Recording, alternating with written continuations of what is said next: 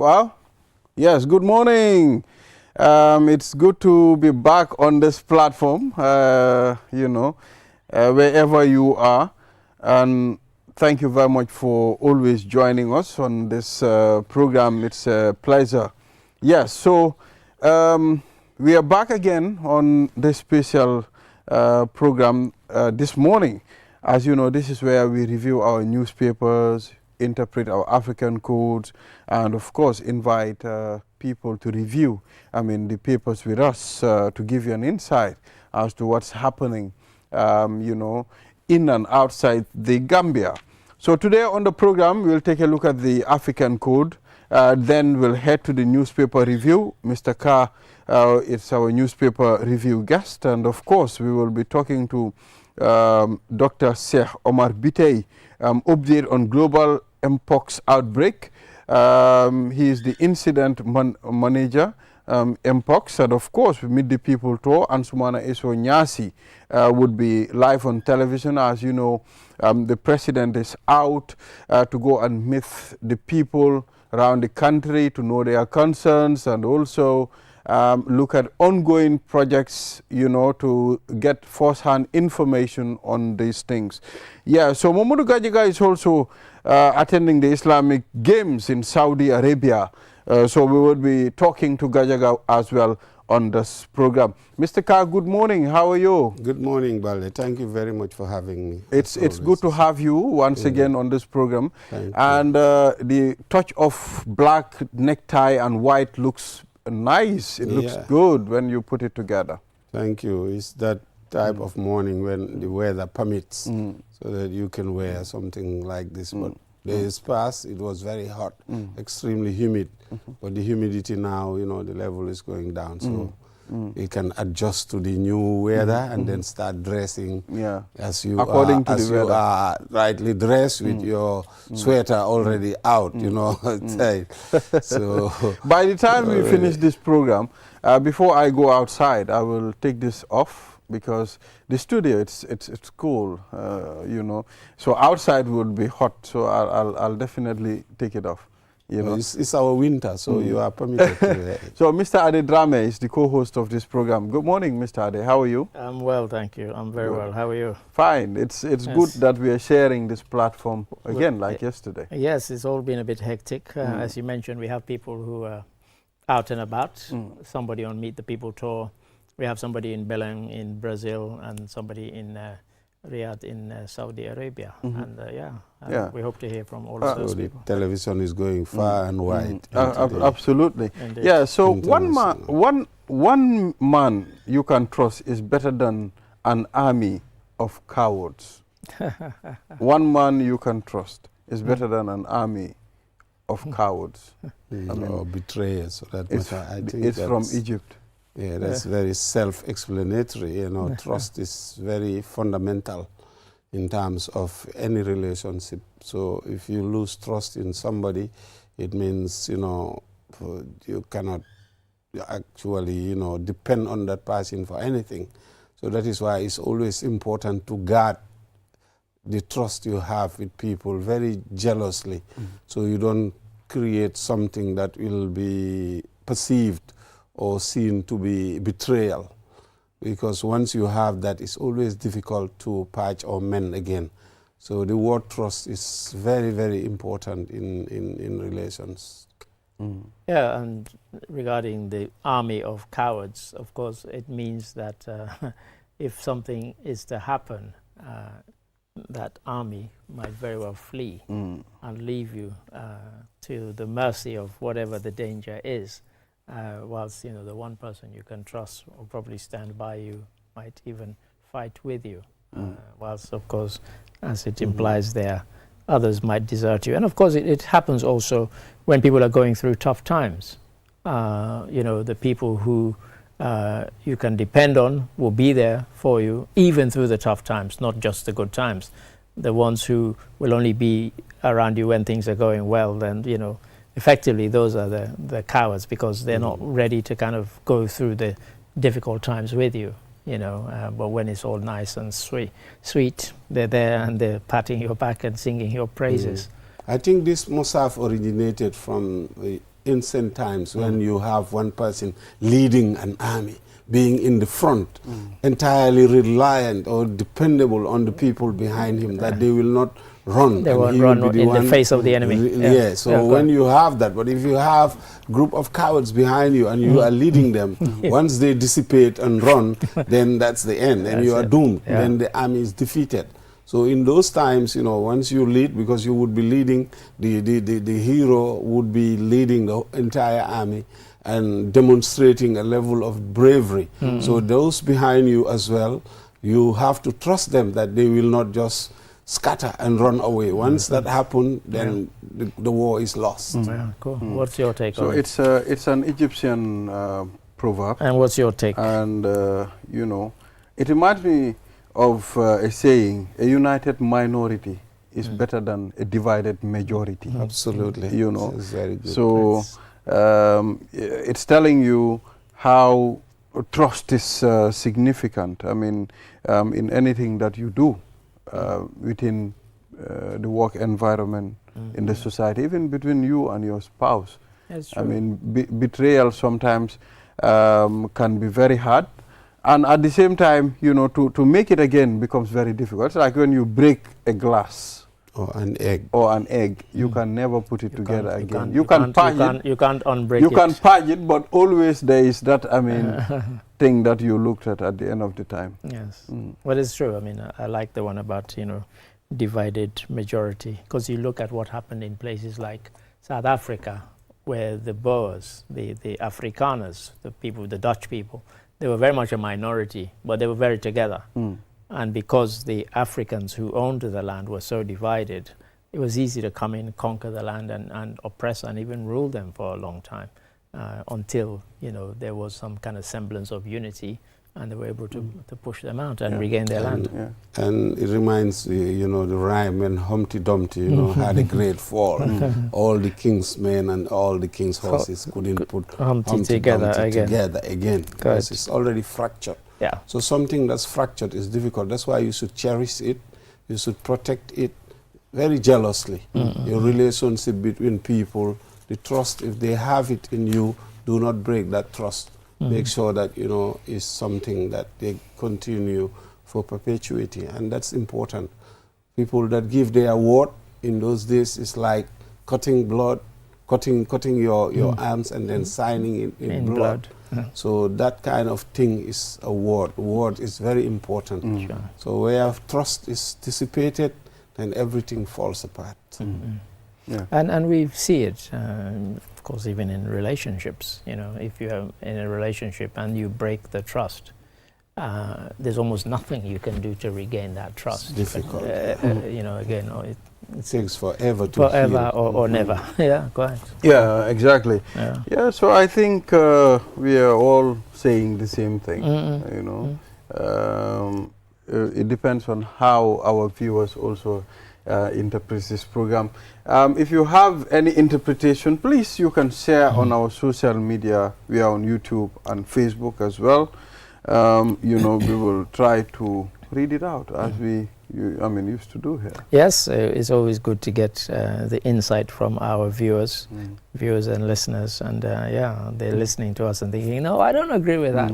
And so if that's the case, So you can help us. please get in Yes, touch. so Ibrahima Jawara in the United States of America, it's 4 a.m.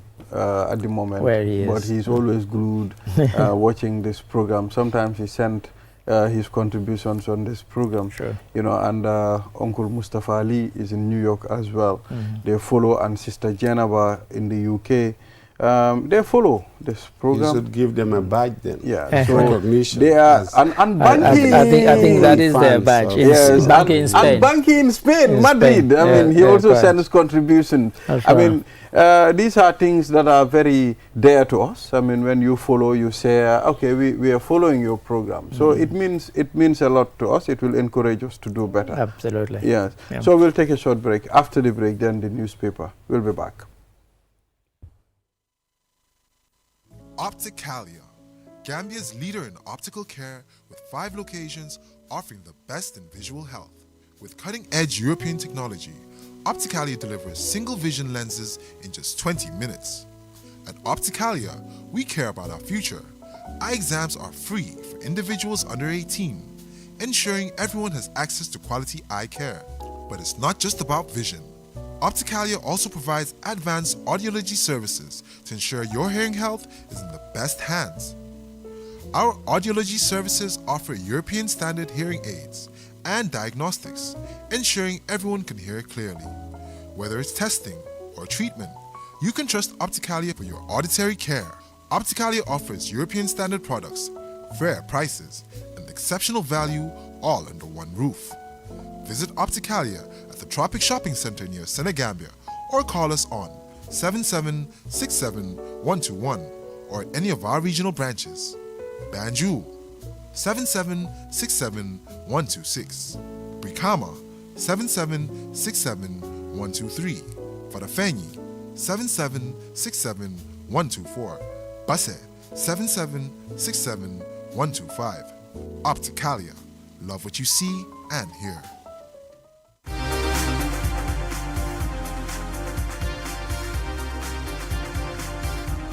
Thank you very much. If you're just tuning in, this is QTV This Morning, and I am Ibrahim Abalde. Co-hosting this program is Mr. Adedrame, and our newspaper review guest is Mr. Malik Carr. It's important for us to delve into that headline on the Standard newspaper. Mr. Adedrame, quite a lot of money, $683 million. Allocated for travels in new budget. So this is the draft budget, which is going to go to the National Assembly. National Assembly members recently held a retreat to study it so that they could give. And here on this show yesterday, we went into it in some detail from the citizens' budget side of it, where CSOs had met, and they'd also spent 2 days looking at the budget. Of course, it sounds like a lot, 683 million allocated for travel. Yeah, it sounds a lot.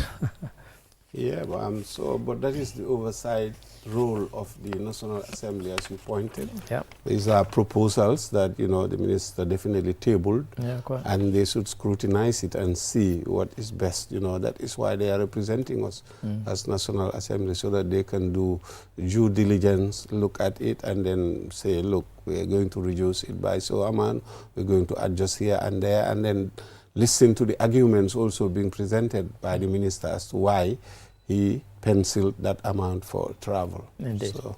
Yeah, I mean, they said it's an increase of 186,102,000 from the previous year's budget. Is it to do with the dollars also being depreciating and looking at foreign currency as the main, And interestingly, even though it says in all the headlines and even the first paragraph, the second paragraph then says it is not clear, however, if these allocations entail local and foreign travel. So, so there is a lot of there's details. There's a detail. There's detail that's missing. You have to pick them apart and then separate the chaff from the grains so that we can know. Well, indeed. Well, considering the travel expenses of a government, at some point, looking at this figure, you will be like, okay, I expect sometimes for it to go to this figure. I mean, or more than this at times on travel expenses. Sometimes yes and no. I mean, for many of the overseas travel journeys that are taken, sometimes the government actually that has invited you, Saudi Arabia, for example, Turkey, they will pay, not us. So it's not always coming out of our coffers, and even sometimes for some of the things like Olympic Games, Commonwealth Games, and so on. Some of the EU meetings, actually they pay, not us. So so you do wonder how the amount gets to this, And we also, if we can measure the returns in terms of the travels, which is what I thought you were going to come to. Does it, equate to it, or how? So well, that's there right. are a lot of questions. What are the benefits of all this travel? Because the world saw that when COVID-19 happened, you could still have conferences, seminars, workshops without leaving your country. the world didn't collapse. But as soon as it ended, people started flying around again. So if you could show then that you could hold virtual conferences during that time, why not carry on with it? But of course, people like to meet face to face, shake hands, and sign documents in person. So it is. But don't you think there again. are certain contracts and other things that you get? Meeting in person would that's the point I'm making. For you to be able to get those things for your country than on Zoom calls. No, that's the point I'm making. But if COVID-19 had carried on for 3 or 4 years, are you telling me people wouldn't send contracts virtually and sign them? Contracts carried on being signed for the year and a bit where nobody could fly anywhere. It didn't stop the world. The world did not grind to a halt. Business did not grind to a halt. Huge business contracts were signed virtually, and it's no different. The world didn't stop, and business didn't stop. Nothing stopped apart from meetings in person. So maybe the allocation last year they exceeded what was allocated and realized that it's need to adjust so it. do we have to readjust the figure so that, and also per diems can also be very expensive. I think Malik made some very good points, particularly about the rate of the Dalasi. Does that have something to do with it? Well. And about the oversight function of the National Assembly. Yes. You want them to scrutinize it, and you want them to say, no, this is too much, and they need to say why they think it's too much or it's adequate, and then why they think. And they will take the minister to task to explain, because he has to go and face them after the debate and kind of justify. So let's move on. Well, to the standard, left of the standard, the standard has invented a new word. It says rousey. Barrow gets rousey welcome. I think they mean rousing welcome at start of tour, because he's setting up on the Meet the People tour. And we saw it. I mean, we carried it live here on QTV, and there were huge scenes. Members of the cabinet were there, some senior government officials, and so on, and they crossed over. And it's off until the 3rd of December. So let's both a legal mandate and a political show to which Ami Sissoho did admit to. So there will be a lot of fanfare, a lot of celebration in terms of opening of certain projects, certain accomplishment as well. So it will have that tinge. But the most important aspect of it would be the local people, to point out certain things, because development can never accomplish everything 100%. So there must be areas where government need to perform better, and I'm sure government would go with an entourage of listening, ministers and listening, high-profile, people that are there in their various sectors to understand, what the local needs are, because they vary from one community to the other. You'll go to certain communities, maybe they do rice farming, so they need certain type of, maybe irrigation or some type of, machinery, or some others will be needing, as we said, roads, still access roads to the trunk road.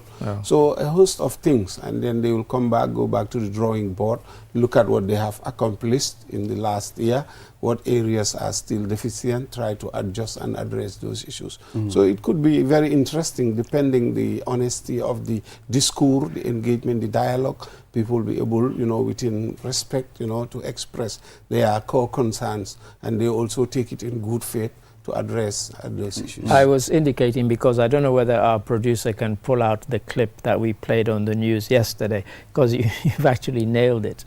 The president said that we go around with a book and we take note of what people are saying to us directly. We don't just go and have it. So he's got 21 constituency meetings, and they're also visiting 31 joint meetings, constituency meetings, meetings where and they so you're right. Just avoid choreographing to the extent that it looks. That is and you're right. Some of them are joint meetings, as Ami Ebojang told us, and also development projects. 31 of those around. So as he says, and as I said, if they can pull out the clip, it's short. Yeah, the clip is ready. Okay, it's 1 minute 30, so we can play it if we have it. So if we have the clip, director, we can play it. And we'll hear the. As you said, this is the constitutional requirement. that every year the president should tour the country to meet with the people. Meeting the people is very important because I will engage the communities and I will have dialogue with them, to listen to them and see what are their concerns and see how will that work with government policies. Basically, the tour is all about that. But it is always important to have a dialogue. Dialogue is important, communication, and the best way to communicate is to interface. So we are going to interface with the people. Basically, that's all it's about. Yes, it is 1 year, and since 1 year we have been implementing projects. And some of these projects, it is the technicians who are briefing me or some of my ministers. So it's important for me to go and see for myself. Sometimes they can tell you they are 90% while they are 70%. So to verify that and see exactly what is happening, that's why we are visiting project sites. We are engaged in a lot of projects, many of them. I cannot visit all, but the most important ones, I will try my best to make sure I visit them. And if there is any action or if there are any challenges when we come back to Banjul, we will table it and see how best we handle it. This time we are more organized because whenever we engage the people, we note everything and it is in the form of a booklet. Then we have action points and follow those action points. This year also. Form of a booklet, we then have action points, we follow those action points. I think the president initially mentioned it. This year we are more organized. Yes. Yeah, experience, in time tells you, that there are certain areas you must adjust, and then with, observation of the reality on the ground. I think that has informed them as to, areas that, they used to not focus on. So now with the team that they are going with, they are more, that is just natural progress in the scheme of things, that you are more organized. As you do things, you learn, going so. And I'm glad he mentioned that bit about your ministers might come and tell you something is at 90% and you go there and it's only at 70%, because I had this discussion with Mboj, who he didn't see the whole sense as to why the president has to go and see these things for himself. And I said, yes, because people can provide reports and dossiers and all that, and they can paint a rosy picture.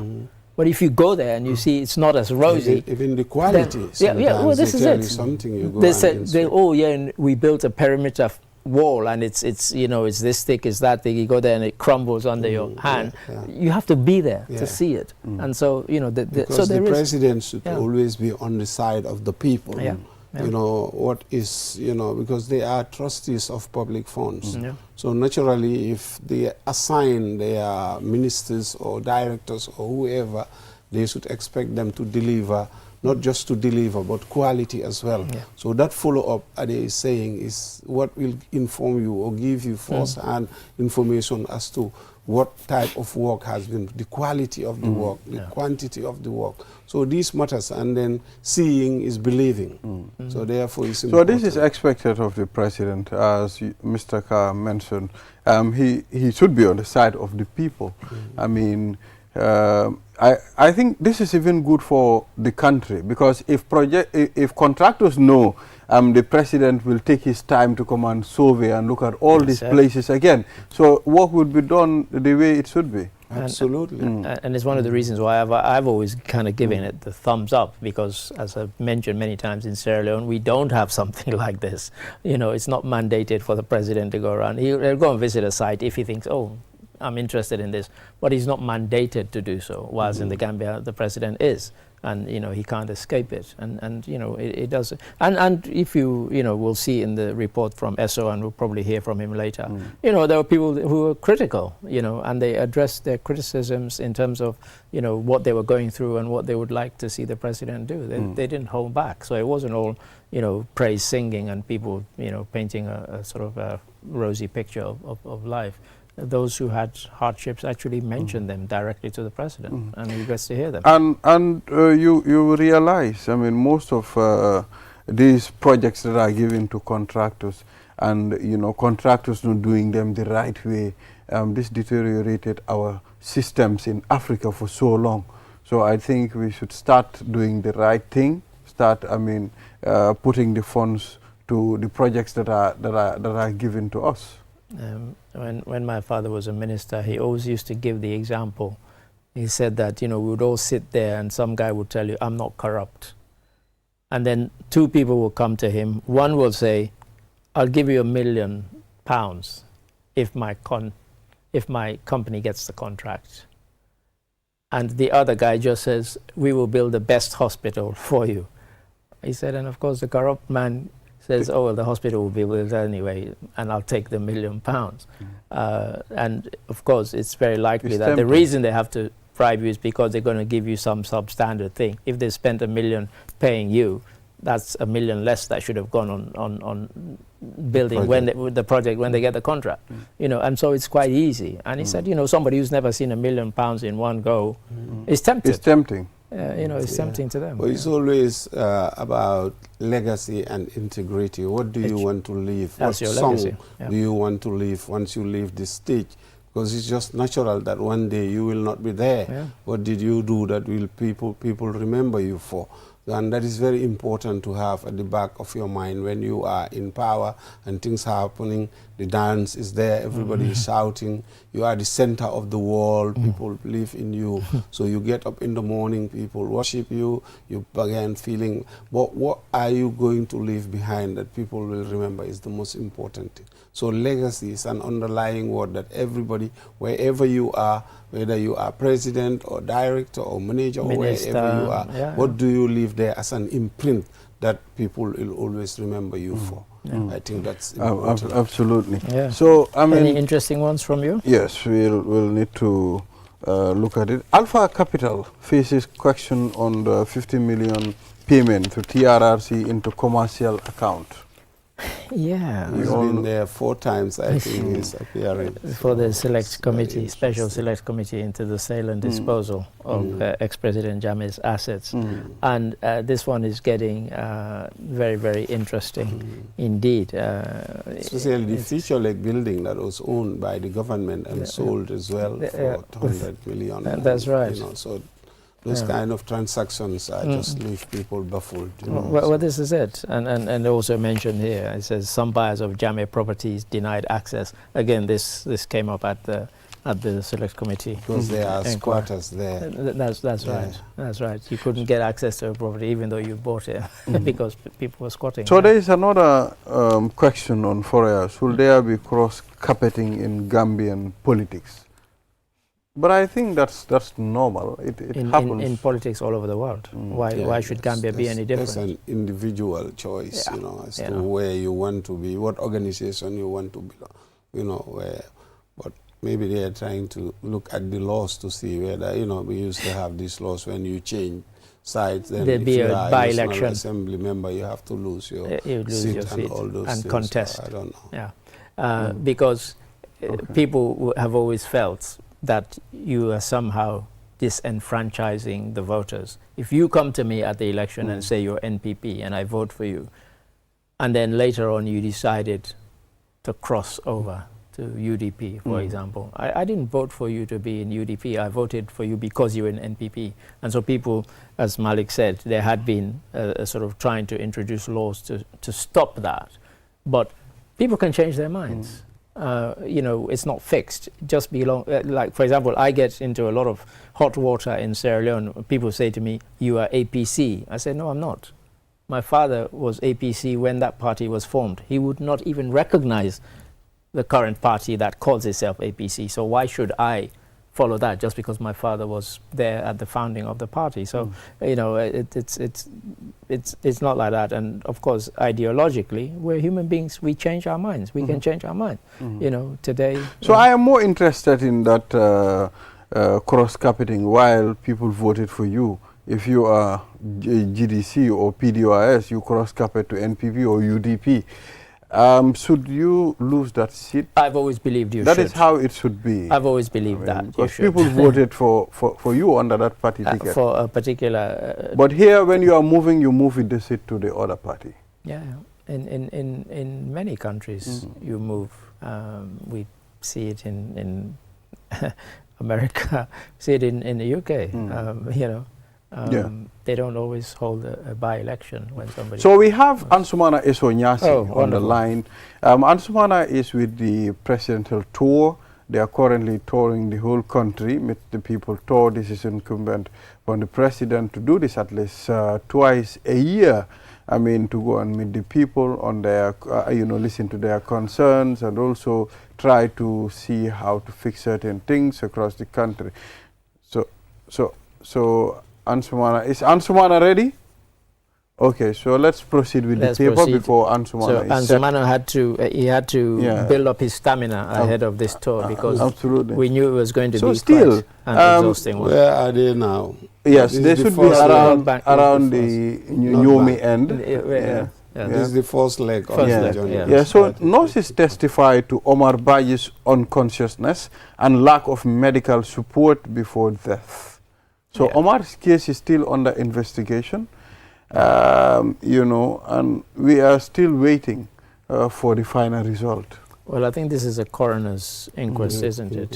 So people will come and give evidence as to what they know and what they saw, including what we're hearing here.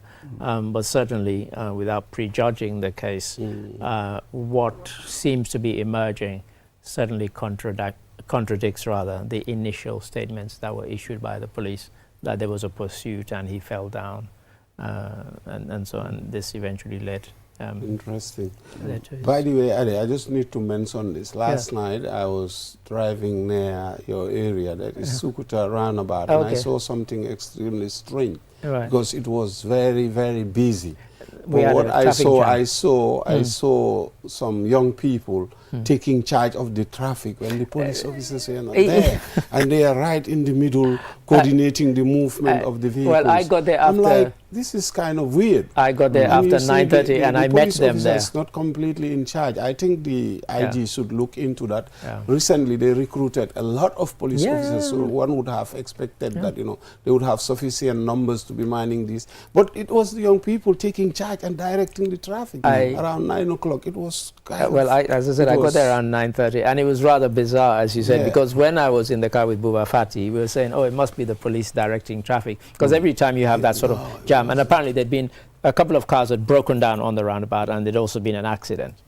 But when we got there, as you rightly say, there were young men who were obviously taking charge but of even the more law. strangely to the side, just before I saw them. They saw the police. They were standing there, going towards Jabang. When all that other area, you have young people, non-police officers taking charge of the law, giving the traffic. We cannot accept that. That's a strange. I honestly wish I had filmed it, because I think if people hear it, they probably don't believe that. Oh, surely not. But as you rightly say, the police were standing there. They had one of their white pickup trucks.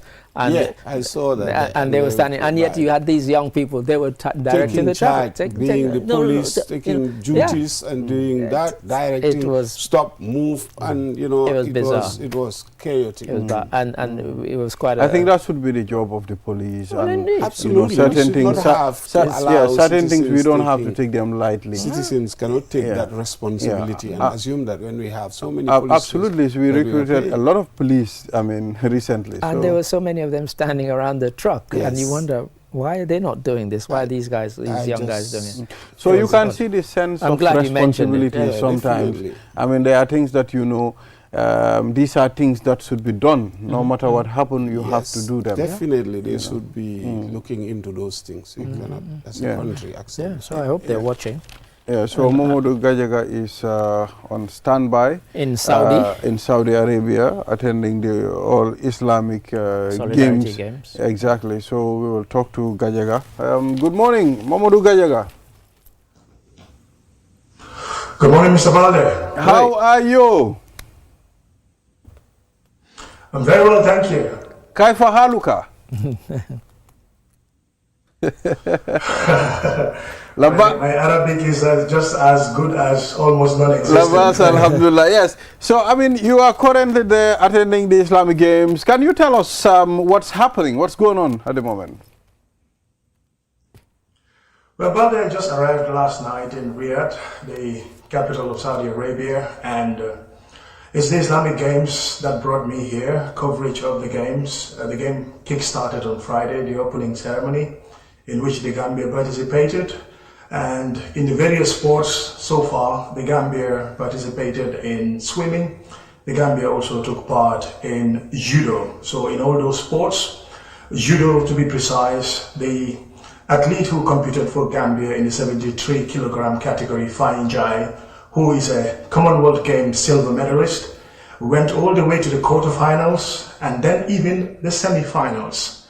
But when it mattered most, where he could finish on the podium, eventually he lost to the African champion, who is a Moroccan, and unfortunately missed out on the podium.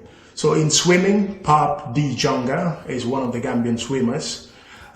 He went into the 50-meter butterfly for the first contest. He came out second, but swimming is all about timing, so his timing was not good enough to progress to the second round of the swimming competition.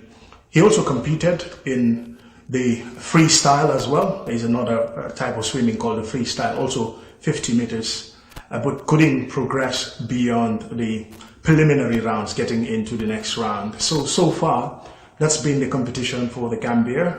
Today, just a little later, there would be karate, and Emmanuel Mendy is going to be the Gambia representative in that category, the 75 kilogram category, because in karate, judo, and most of these combat sports, they do a weighing. So in that weighing, you fall into a particular category, and that's where you're going to compete.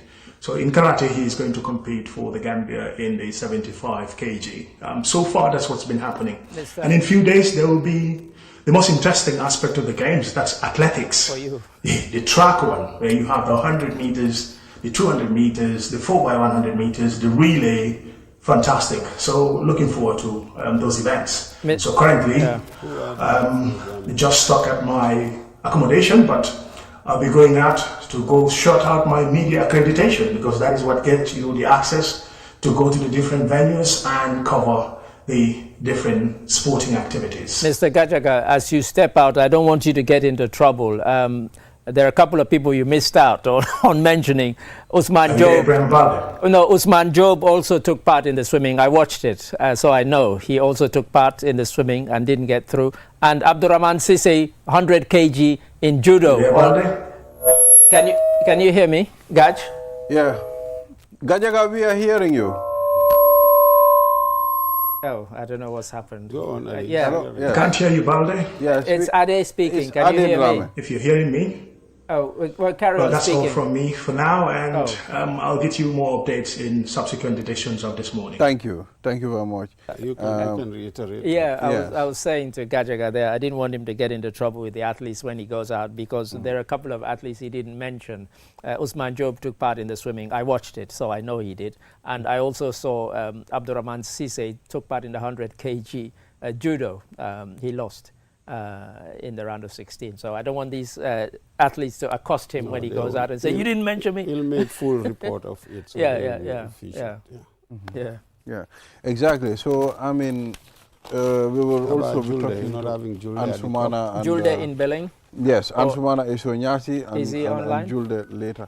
We will connect to Ansumana later, Mr. Adedrame. Yeah, so let's still proceed with some of the...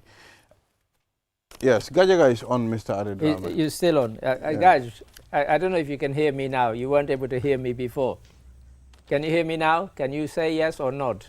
Can you hear me? Yes, I can hear you. Yes, I was saying that I didn't want you to get into trouble with any of the athletes, because Usman Job also took part in the swimming. I watched it. And Abdurrahman Sise, 100 kg in the judo. I watched that as well. I don't want them to say, hang on, you didn't mention us in your reports. So I just thought to save you in case yes, exactly. Thank you for that reminder. Yes, basically, yes, Abdurrahman Sise also took part in the judo as well. Yeah, and those were also competitions in who were there to represent the Gambia. Yeah, and Pajonga, he did really well in the swimming. He led for most of the way until the final touch. He was just pipped at that. So I really absolutely. In fact, you will see that in the video of my news report. Towards the end, that's where he lost it. He was in pole position all the way. I think it was almost about two laps to go, and eventually he missed out And the guy in from claiming that Afghanistan. top spot Yeah. for that particular What are the event. prospects of our athletes? Malik is asking, what are the prospects of our athletes? Because you said you're looking forward to the athletics particularly. And who are And competing who's representing us on track and field? Yes, so the athletics is going to be interesting. I think that's where most of our hope is in terms of winning. If you could remember in the 2019 edition or the 2017 edition, it was Guinea-Bass who won the gold medal in the 100 meters, and also in the 4x100 meters, the Gambia female team went on to win that event, winning the gold medal. So this time around, it's going to be a tough one. There's a new set of athletes in the women's 100 meters and the women's 4x100 meters. But for the men, there is experience. Adama Jame, Ibrahima Kamara, Aliou Diouf, and the rest of the quartet for the athletics in the 100, 200 meters and 400 meters. So I think our best bet for any podium finish, either it's a bronze, a silver, or eventually a gold medal, should be in athletics. That's where mostly I would rate the Gambian athletes in athletics. Yeah, thank you very much, Momodu Gajaga, for Thank you talking for to us joining on us. QTV this morning. Yes. Thank you, Balde. It's always a pleasure. Thank you. Yeah, so from Riyadh, Saudi Arabia, we'll come back to the country and head straight to Nyomi, Kerewan. Ansumana Eso Nyasi is on standby. Currently, he is with the presidential tour for Meet the People tour. Ansumana Eso Nyasi, good morning. Good morning, Balde. Good morning to Mr. Ade and the rest of the team there, as well as your audience. You were busy taking numbers the other day. How are you? Alhamdulillah, we're doing great. We're doing great out here. Yeah, so please take us through as to what's happening at the moment with the presidential tour. So as you may be aware, it started yesterday, yesterday evening, and our first port of call was the FAB sponsored or FAB supported maternity ward at the SL District Hospital. Of course, which is nearing completion. The project has been on for some time now. And we had the opportunity to speak to the First Lady, who was visibly very happy and expressed appreciation with the progress of works there. And so, if all goes to plan, the project would be inaugurated very soon.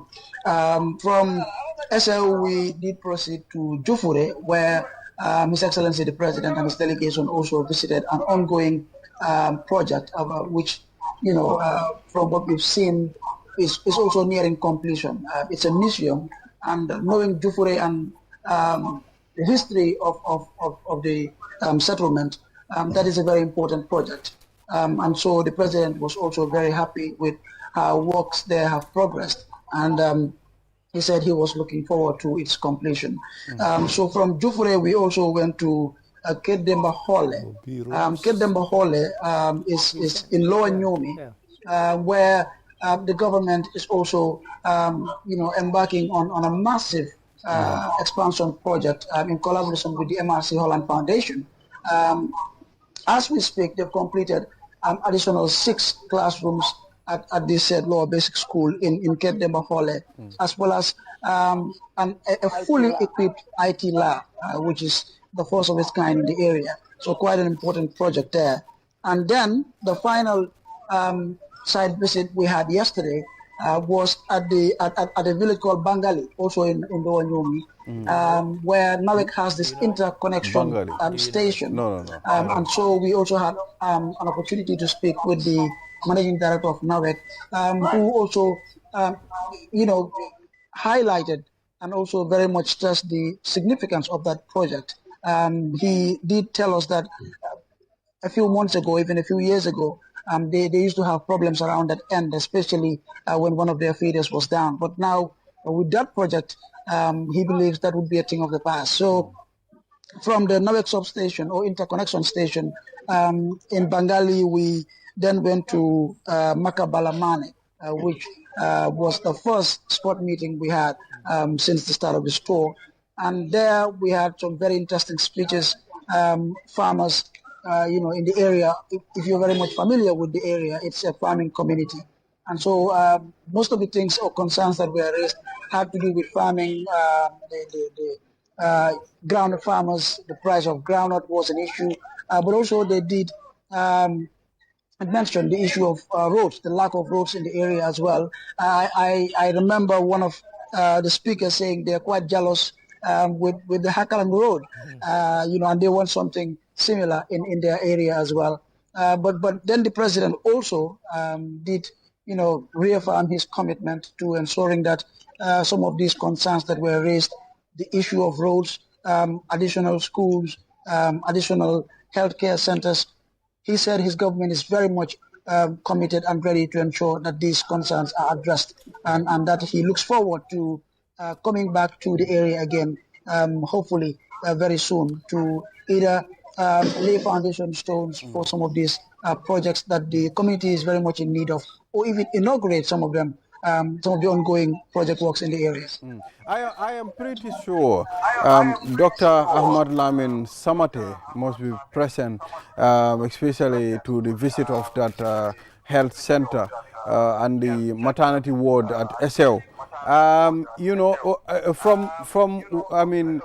What can you tell us? I mean, probably journalists were able to engage the Minister of Health as to equipping, these facilities.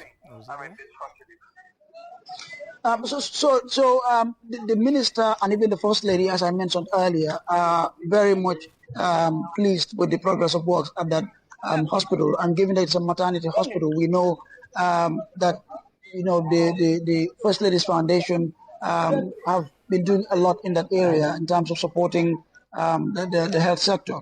And so the minister also did speak about the importance of this project and how it will help give access to maternal services, health services, healthcare services to women in the area, as well as children. So it's quite a significant project.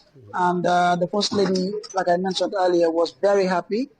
We did have an opportunity to speak to her, part of which will be aired tonight on QTV News. Yes. So from what you've seen so far, would you say there's, in this early part, what's been the highlight? I think roads really, of all the places we've been to, the main highlight of some of these issues that the various speakers or even community leaders have raised is the issue of roads. They need more roads. They are aware that the president is very much particular, with roads, and so they want to also be able to have their share of the ongoing, many ongoing roads projects that the government is currently embarking on. And the president has also promised to look into those concerns. So just briefly, if I switch away from the tour itself, you said you're in a farming community. We've just run a whole bunch of stories where we've said that, the rain season has ended and the dry season has started and they've started harvesting. And then all of a sudden we started having rain. Were there concerns raised by some of the farmers regarding that? Indeed. And before I forget, one particular issue really that almost all the speakers at Makabalamane mentioned is the price of groundnut. It's a farming community and almost everyone engages in groundnut farming. But they want the president and the Minister of Agriculture to raise the price a bit. That it doesn't work for them. They believe the $38 is quite on the low, and that the problem they have also is accessing payments. Especially with vendors who would come to buy their groundnuts, the payments usually would come very, very late, and that is also affecting their livelihoods. Yeah, thank you, Ansumana Isonyasi, for talking to us on QTV this morning. And we wish you a very successful tour ahead. Thank you, yes. Thank you. So that's Ansumana Isonyasi there. Indeed. Briefly, Mr. Carr, very interesting. And, you know, I believe by the end of the tour, the president will receive first-hand information on some of the ongoing projects. And by the time he returned again another time, I believe there will be huge changes in development. Yeah, so, you know, I think it's important that some of those priorities, especially intervention in the area of health. I know the FAB Foundation, the First Lady, has been working with MAC Foundation as well, just like the Holland MRC Foundation. It's also intervening on the side of the educational sector. These are very important for the rural communities, you know, because for far too long, since independence, all these things were absent. So, you know, they are just concentrated in certain major areas. But it's important that we diversify these things and include, you know, the areas that are very remote, provide these services for them. So I'm very happy that the emphasis, especially the local community, now here we take the issue of arguing about roads, are they good or bad, or it's evident that the people need access. And without roads, you cannot move A to B. We need roads, but we need other things as well, you know, in tandem with roads, hospitals, schools. So these are in an ecosystem of development, and the absence of one will impact the other. So they are all equally important. So they must move together in order to realize these things. So I'm glad the emphasis is on those aspects, and also farming, which is very crucial, because all these things have to be carried. Without productivity, then it becomes impossible to really continue registering such progress. So it's important too, as far as you've mentioned farming, for us to try and gauge. Probably the Minister of Agriculture will be able to gauge, okay, how far have they gone subsidizing fertilizer and at the same time trying to empower the farmers. So it's important for us to get this data so that we will know how far have we gone as far as farming is concerned. Yeah, fertilizers, people emphasize, is important. But for me, it's mechanization, moving from these rudimentary tools to mechanizing, and also transforming agriculture into scale farming, to the extent that, you know, we will be able to produce and consume, produce and even sell. So agriculture has to realize some dividends that the farmers will have to realize and then see themselves in it. But we cannot do it in the absence of mechanization. I know we've been saying that, but it's about time they invest quite substantially, and not just to invest, but to monitor and also ensure that it's going to the right people, and then targeting the different type of crops. Diversification is about time now. Maybe we should wean ourselves from just focusing on groundnut and look at other areas of intervention. Animal husbandry, I know they've been doing a lot with the giraffe project, and also other aspects of kind of cash crops that we need to look at. Well, even more importantly, rice. It's our staple food, and yet we import the majority of it. We should be growing it. We must be one of the few countries where our staple food is heavily imported. It's quite bizarre. Yeah. And we have the land, we have the water, we have all those ingredients present. So now it's injecting substantial capital before we realize the dividends of it. Yeah, and just quickly, I think one of the reasons where in the Gambia and other African countries they're scared almost of mechanization is that if you have a machine that can do the job of 250 men, many people will be unemployed. You have 249 unemployed. What are you going to do with them? So a lot of African countries have not gone towards mechanization because they don't know what to do with that.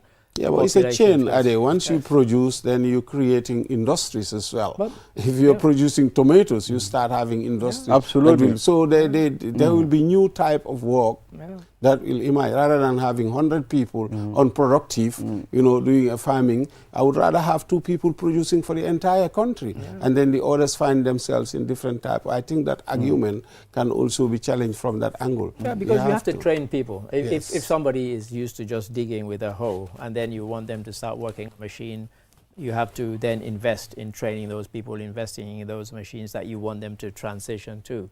And we don't seem to be able to make that, you know, transition, you know, and so... In fact, agriculture is wide. I mean, even those people that think, okay, we will be unemployed, they'll have something to do. They'll have other areas to explore.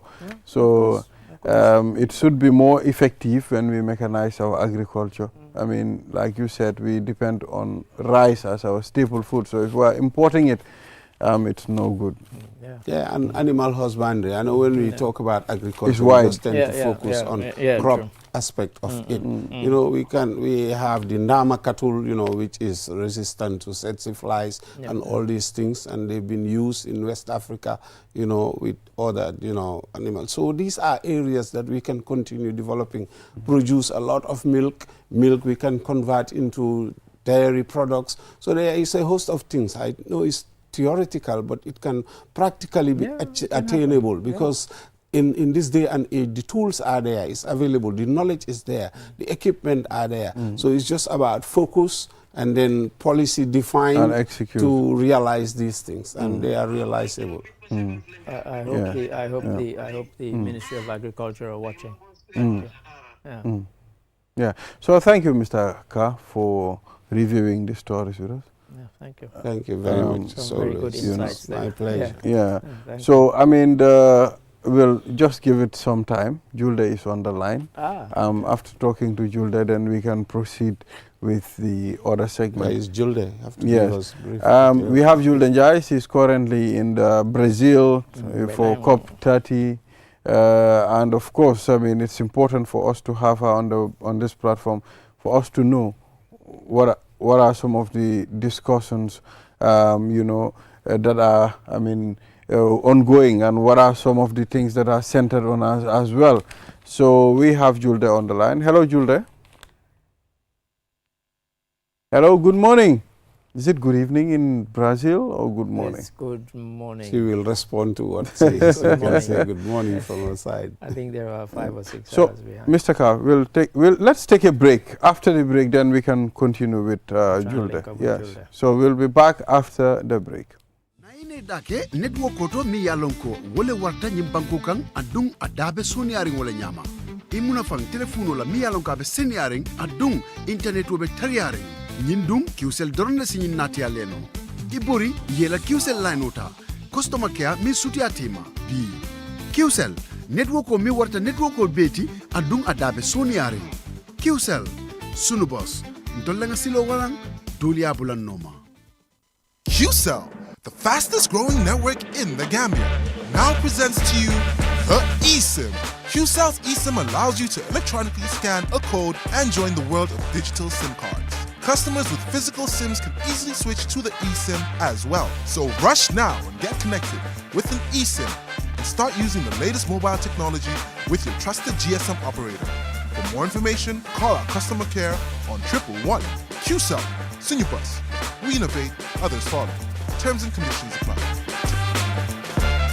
Bokal si network bu gëna rëy gëna yombale si réewi Gambia bi fii jëfandikool call bu set internet bu gaaw li yëpp si njëg bu yomba fii si QCell dawal léegi si suñ customer care bu la gëna jege ñu may la QCell line te doo si fay dara QCell network bu gëna rëy te it gëna yombale si réew mi fii QCell suñu bas ñoo xaali yoon bi ñeneen toppa. These tracks have become my wall, my arena of victory and fear.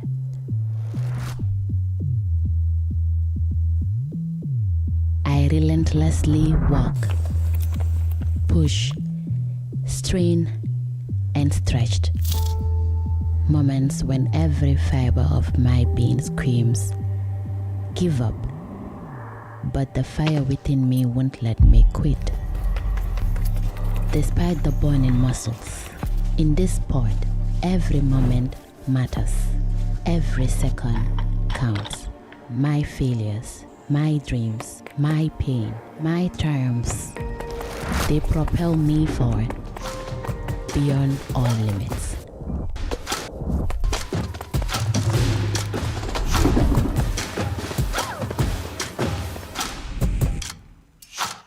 I am Gina Mariam Basbite, and this is Sunyubus.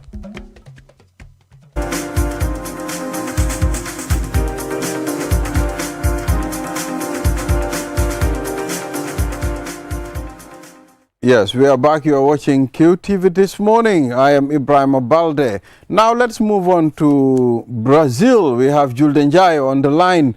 Good morning, Julde.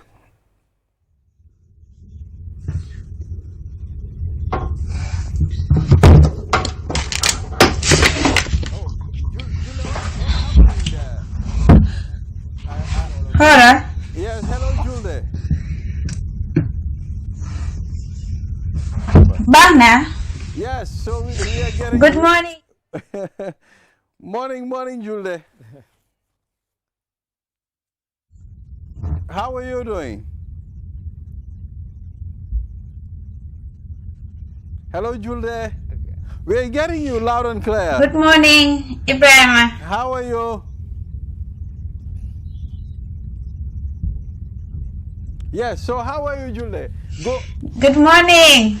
Morning. I don't think you can We hear are us. getting you. I'm doing well. And you guys? Nice. How is Brazil?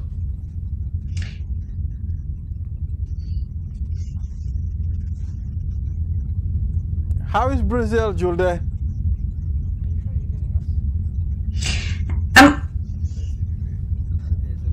So can we go on break and fix that? Then we'll be back. We'll continue with our segment in the studio.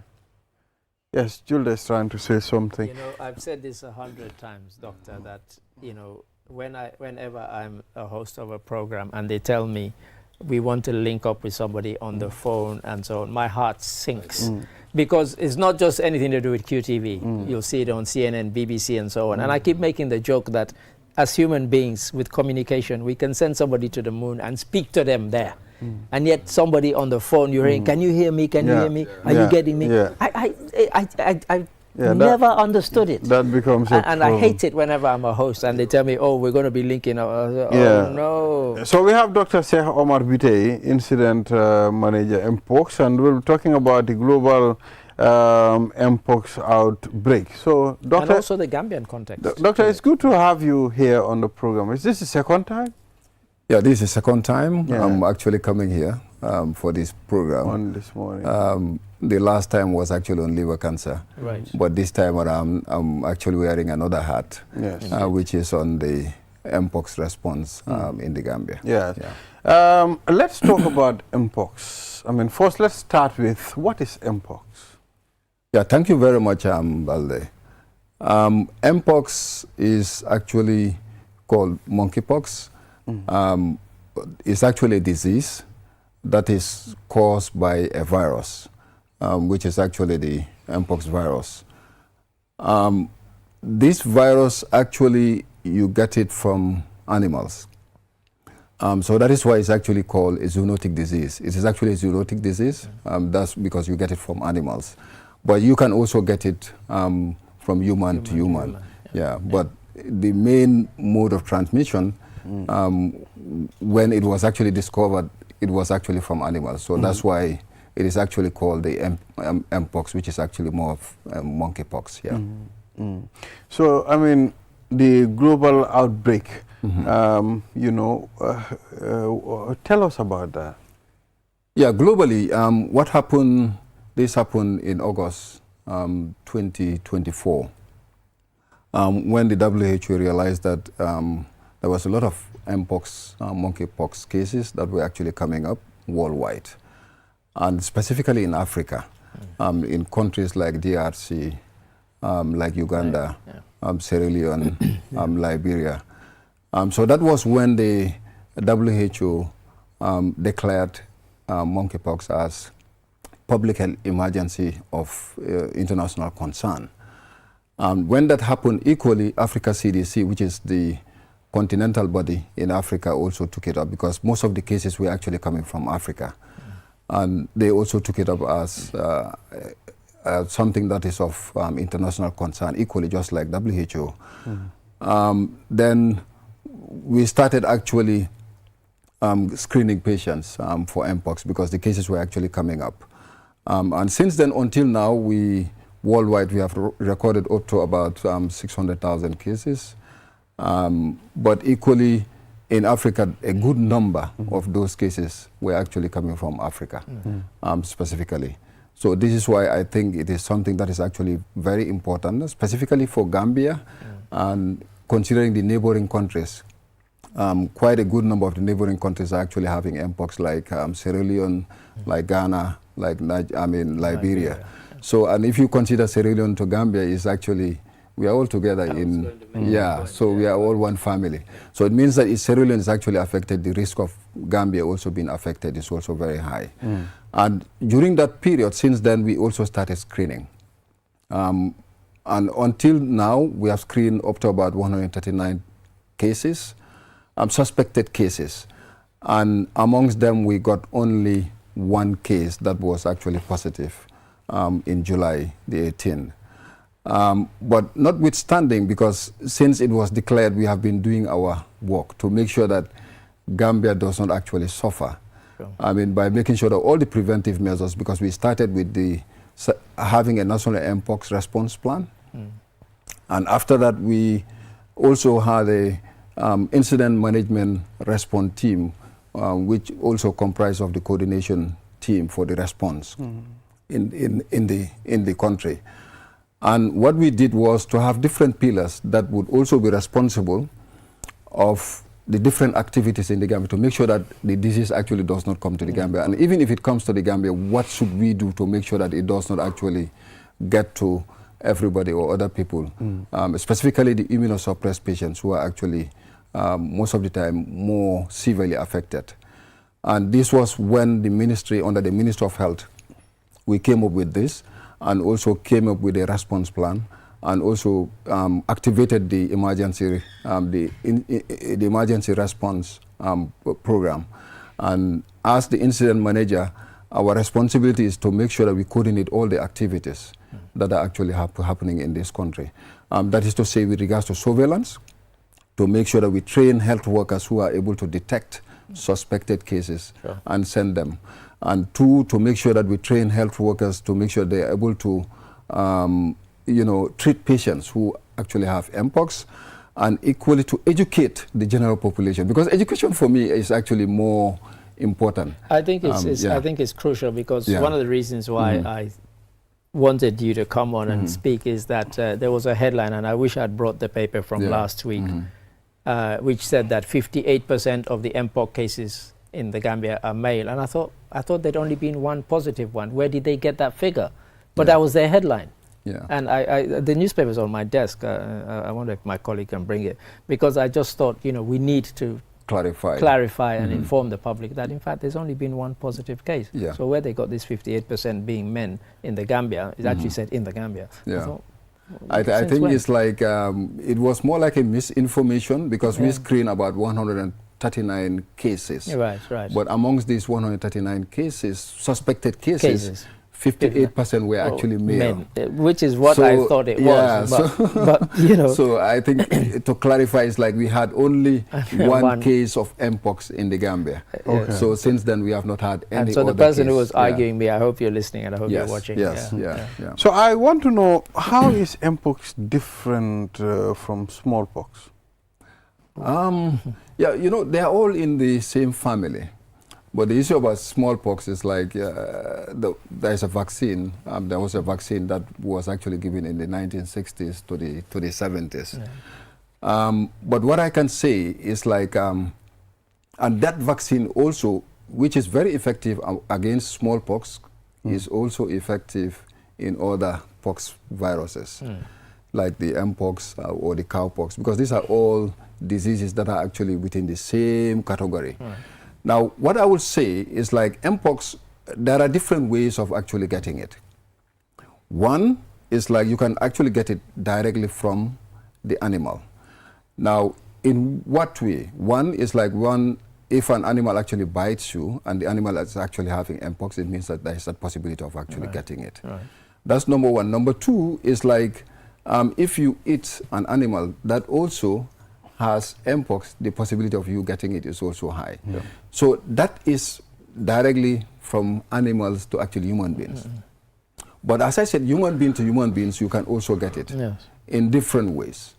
One is like if the mother has it and has a baby, because it's closely in contact with the baby, the mother can also give it to the baby. Right. That's number one. Number two, you can also get it through other ways. Like one of the other things is like sexual contact, sexual relationship, because this is more like a contact, disease. When you get into contact with somebody through sex, you can also get it through that.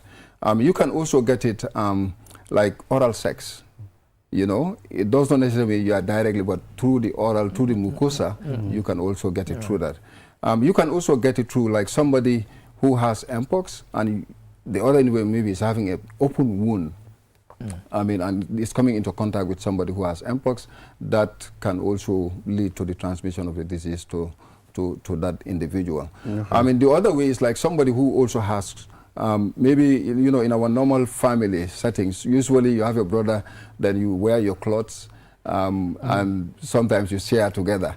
And this is another way that you can actually get through, get it through that. But, as I said, smallpox is more like something that we have forgotten about at this point because of vaccination that was successful and all those things. But mpox is something that is actually emerging, as a disease of public health importance. So what signs should we look at and symptoms that an individual is affected by mpox? Yeah, so if you look at the symptoms, if you exclude like the skin rash, you exclude the lymph node, all the other symptoms are just similar to malaria. Like what you have is actually headache. You have fever, pains, general body pain, weakness. So which is similar to actually malaria, okay? But in addition to that, mpox, you have swelling lymph nodes, glands, so which are usually swollen. And you also have, skin rashes all over the body. And the skin rashes are typical because specifically they actually affect the hands. They affect the face and the other parts of the body, but equally the hands, the mucous membranes, and also the genitals, and also the sole of the feet. So this helps us to actually make a difference, to differentiate between other diseases. But it's not the only disease that can also affect those other areas, but it gives you an idea and it helps you more to actually. So the incubation period, of mpox, can you take us through? Yes, if you look at the disease, it's just about 21 days. Getting it, then it comes to the individual. Then after, about 21 days, then the individual will actually start, manifesting signs and symptoms. So that's why what we do, specifically with contacts of that patient that we actually saw, and who was also positive for mpox, what we did was, to isolate the contacts of that individual for 21 days of duration, so that we are really sure that these patients, these individuals who are contacts do not actually have any mpox in them. And the good thing about it is like when we follow them up, none of them actually had. We are doing regular phone calls, and we are also going there regularly, at least 3 times in the week, to make sure that we look at them clinically and see whether they are developing any signs or any symptoms and stuff like that. And the good thing was none of them actually developed any signs or symptoms. Are we doing anything special in terms of screening people who come from countries where there's a high incidence of mpox? For example, Sierra Leone, as you mentioned, because I was going to bring up the point, the Sierra Leone and Gambia, always a lot of contact between those two countries. And I just wondered whether there were any special precautions in terms of screening people who have traveled from a country where there's a high incidence of mpox. Yeah, so what we do is like, because we have personnel, public health officers, who are across all these border villages. If you go to Jiboro, you go to Amdalai, even the airport, you have public health officers. Now, the screening is more, because they are public health officers who are actually trained. And we have a case definition. And this case definition is actually what we shared with all these points of interest. And we also share them with all these health facilities. In a way that they can look at you. You may think that they are not actually observing you, but they are observing you to see whether you are manifesting signs and symptoms that we are looking at and to see whether you fit that case definition, so that when you fit that case definition, it means that then we have to isolate you. And the good thing is, like, we have picked some few cases at the airport. Okay. Yeah, just not long ago, we had one case that actually came from Sierra Leone. Okay. And this patient also had symptoms, manifestations like skin rashes and all the other things. And this patient was actually isolated. Right. Okay. And then we transferred the patient to the treatment center. And when the patient went to the treatment center, we actually did we tested the individual, but we found out that the individual was actually negative. Okay. So it means that a lot of work is actually being done. I mean, yes, you may not be seeing it visibly, but you have public health officers who are actually there, and they are looking, and they are seeing, and they are making sure that, I mean, every passenger that is passing through, they are doing their necessary work. And they also have thermometers and all these things that are also there, that are also given to them. In terms of if somebody suspects that they have it, have we got specialized health centers where people are being treated, or is it just anywhere? Yeah, so we have specialized facilities, and because this was what we did at the beginning. Because what we did was to go, the whole of this Gambia to see the specific health facilities and see what is actually available there and what is not available, and to activate processes there, so that all these health facilities would actually have an isolation area, so that once they are actually isolated, they actually get tested. And once they get tested, I mean, if they are negative, we actually let them go home. So yes, there are different facilities that are actually identified, and we have isolation units in some specific facilities, and we also have treatment facilities in some facilities. Yeah. So how has the World Health Organization responded to this outbreak? Well, I think they are doing extremely well, and that is why right now they have actually lifted the public health emergency as of international concern. They have actually lifted it, I mean, since last month. But because Africa is mostly affected, so that's why for the Africa CDC, they have not actually lifted it. Okay. So for us in Africa, it's more like a continental security. So that's why we are still, it's still ongoing. And they have been supportive in a lot of ways, even in the Gambia, because they have supported in a way with regards to training of healthcare workers. They are also with us. Like most of the time, I mean, during our coordination meetings, because we have weekly coordination meetings where you have WHO, you have UNICEF, you also have all the different pillars, and you also have CSOs, civil society organizations.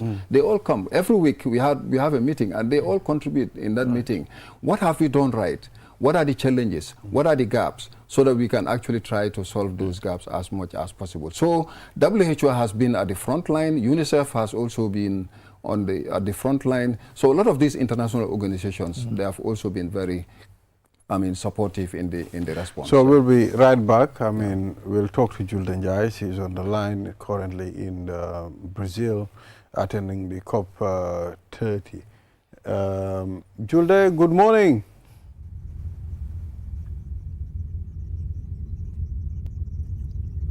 We'll get there eventually. I think there's a delay. Good morning. Good morning, Julde. Can you hear us? Brazil is not cooperating. Good morning, Ibrahim, and good morning, Mr. Adi. Good morning. So we'd like you to head straight to what has happened. I mean, what are some of the discussions, and is there any... Yes, I can hear you, Mr. Adi. Good morning. There's quite a delay then. There's quite a delay. I said that about 30 seconds ago.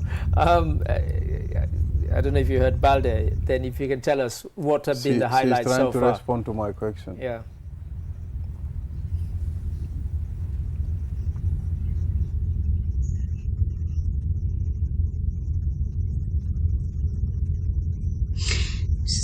So yeah, the 2 year, this is a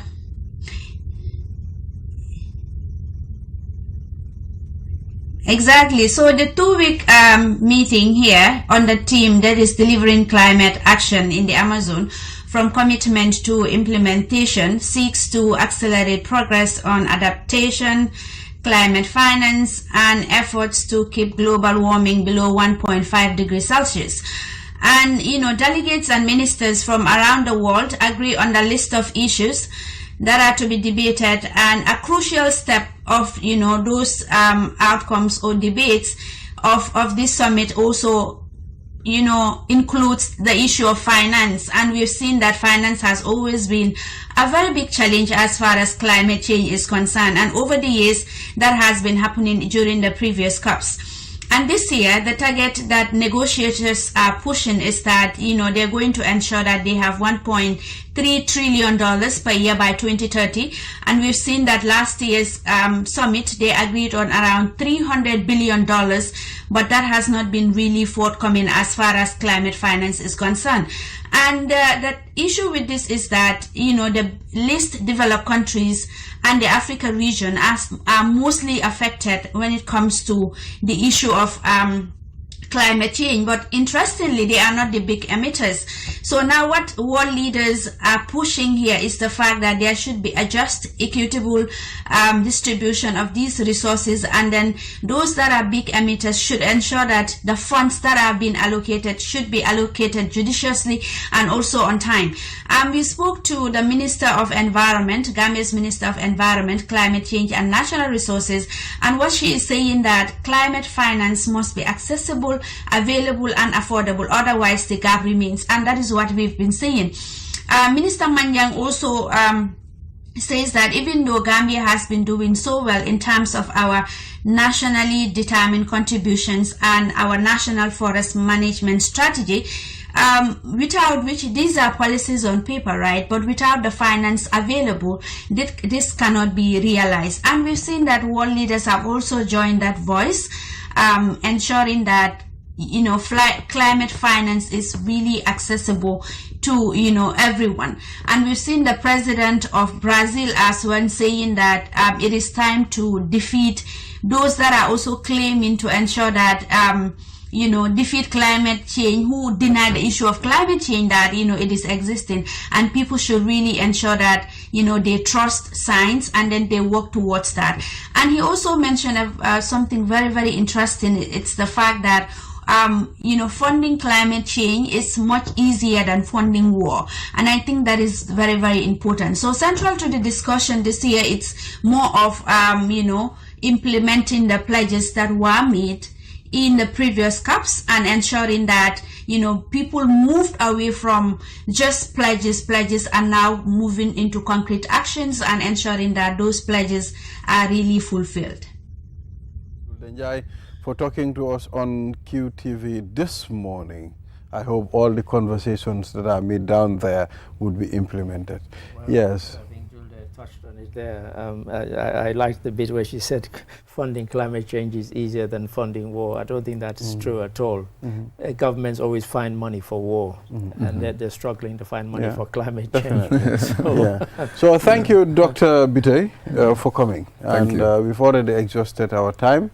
And, we are always glad you always answer to our call whenever we call you. Yeah. Thank you. Yeah, thank you. Thank you very much. Thank you. Mr. And thank you for that clarification.